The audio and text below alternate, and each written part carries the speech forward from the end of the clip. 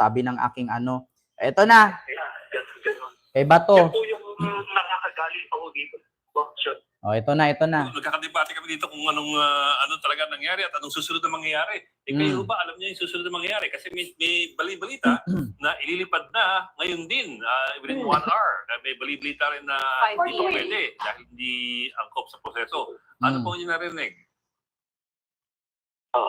Hindi naman po tayo privy sa mga operational Si Senador Trillanes po ito. Pero logically hindi po advantageous sa administration, dito sa ating lipunan na manatili dito si Duterte kasi magiging cause ng political instability at marami pang pwedeng magawa yan siya na mga legal remedies para ma-extend na itong predicament niya ngayon.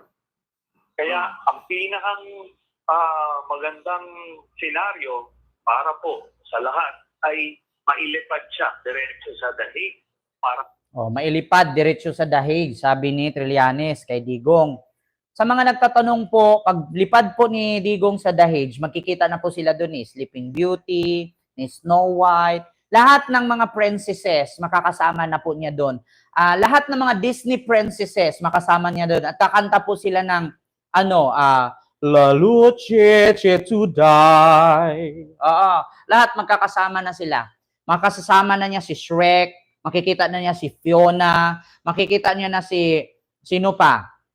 Si Donkey. Magkakasama na sila doon sa Netherlands. Sa far, far away. Saan dadalhin si Digong? Sa far, far away. Makikita na sila ni Fiona, ni Shrek, at ni Donkey. Makita na niya si Peter Pan, si Captain Hook. Makita na niya yung mga buhaya doon.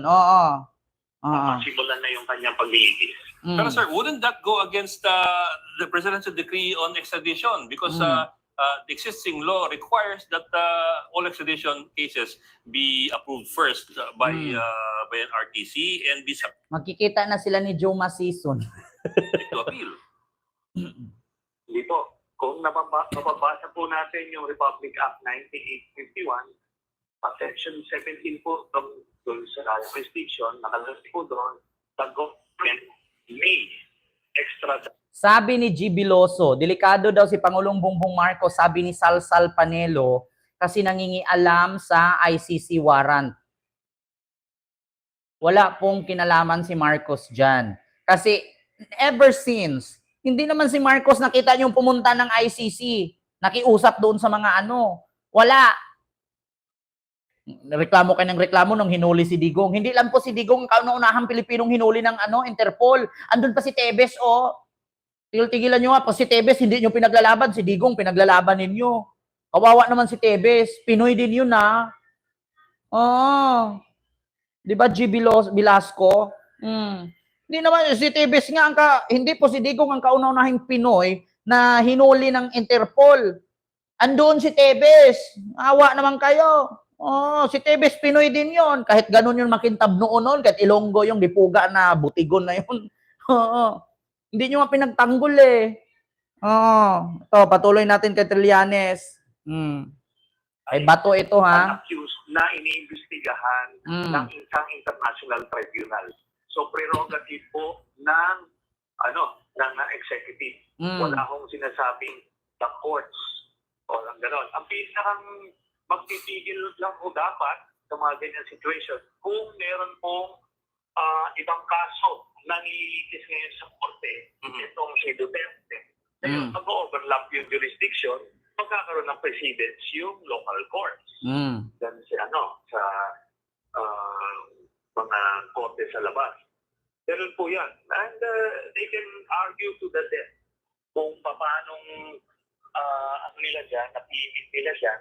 Pero ito po, nakita po natin yung paano kinandak ng mga kapulisan natin, yung pag-aresto, irespeto yung karapatan niya, binigyan siya ng due process, which is ironic dahil siya ang nag-deprive sa mga libo-libong biktima ng EJK nung kanilang mga rights nung pinagpapatay sila. Senator, sariwang balita lang, kakalabas lang ng China ng statement na wag daw nating warning yung ICC na wag i-politicize itong kaso ni Digong at wag magkaroon ng double standards. Wag daw i-politicize, sabi ng China. Bakit? China? Nangingialam ba si Pangulong Bongbong Marcos dyan? Walang alam si Pangulong Bongbong Marcos dyan. Kupkupin nyo na lang yung West Philippine Sea, pati ba naman si Digong? Sasali-sali pa kayo sa problema ni Digong. Sabagay, magka-Berks nga kayo. Lulo. Ano masasabi nyo rito? Kayo ba ay nasurpresa?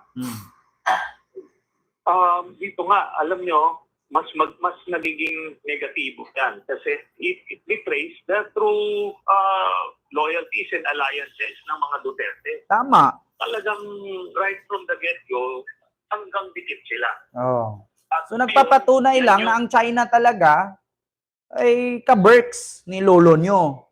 Ba't nangingialam pa ba ng China? Anong kinalaman ng China ng pagkahuli ni Digong?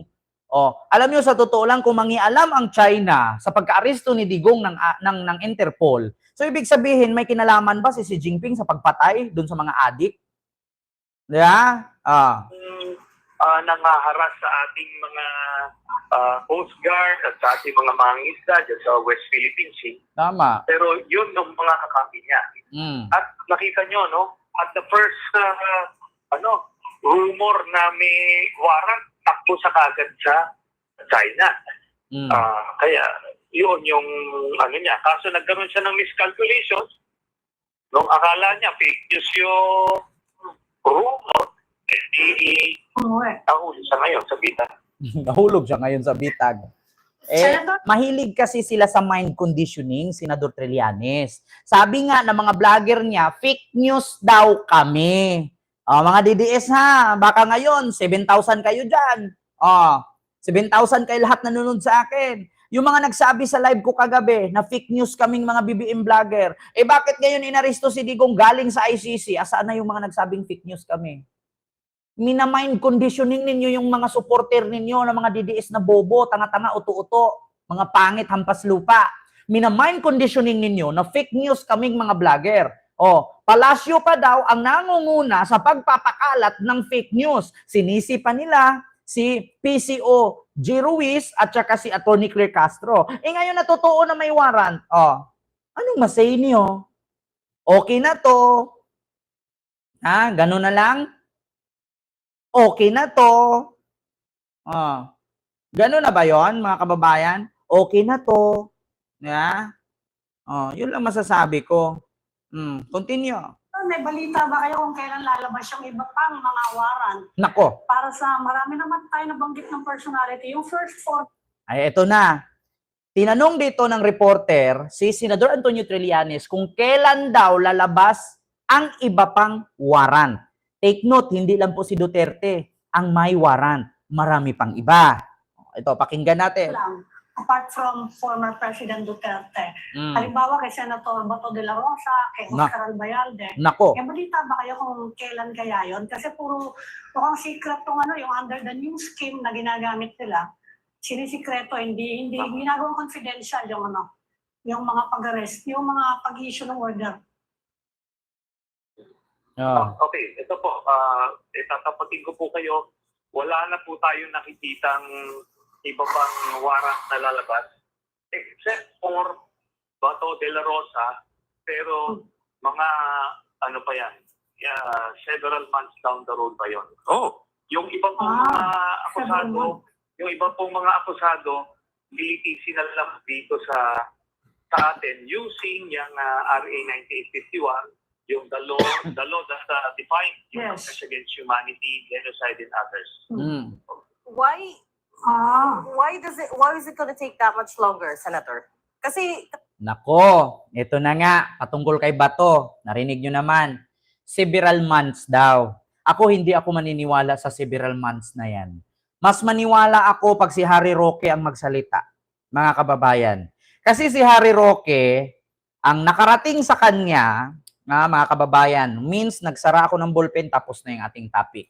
Sabi ni Harry Roque sa kanyang live, na in-announce niya sa kanyang blog, na meron daw siyang source na hindi daw totoo na warrant of arrest ni Digong ay galing sa ICC. Ang warrant of arrest daw ay galing sa CIDJ kay General Torre. Oo, tama naman po, galing kay General Torre, pero galing sa ICC. Ngayon, pag sinabi ni Senador Antonio Trillanes na several months pa daw, taon pa daw ang abutin bago kay Bato, hindi ako maniniwala. Bakit?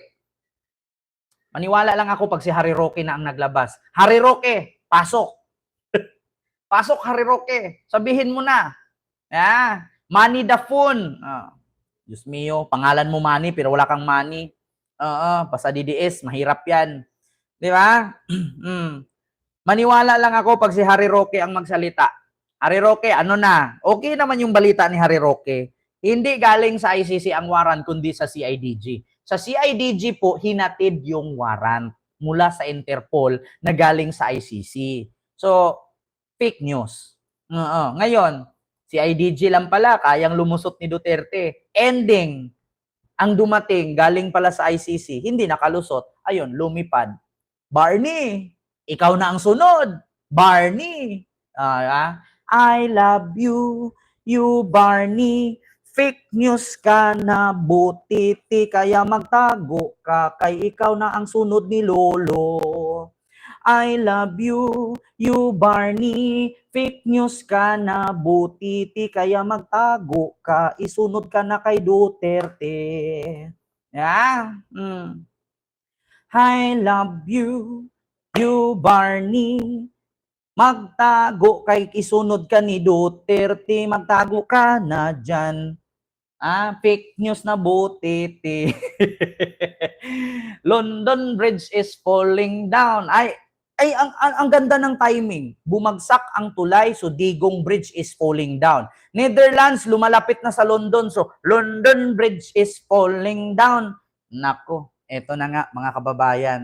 So yun lang po ha mga kababayan, hindi ko na po masyadong habaan yung ating live. Pasensya na po, kahit 7,000 pa po kayo dyan. Kung meron man po na mga kasamahan ko, mga BBM vloggers o mga nakasuporta sa Administrasyong Marcos na mga nagla-live, pwede po kayong lumipat. No, hindi ko na po masyadong habaan yung ating live mga kababayan, nahiya po ako. Ulitin ko po, kung wala kayo, wala po ang YouTube channel na to.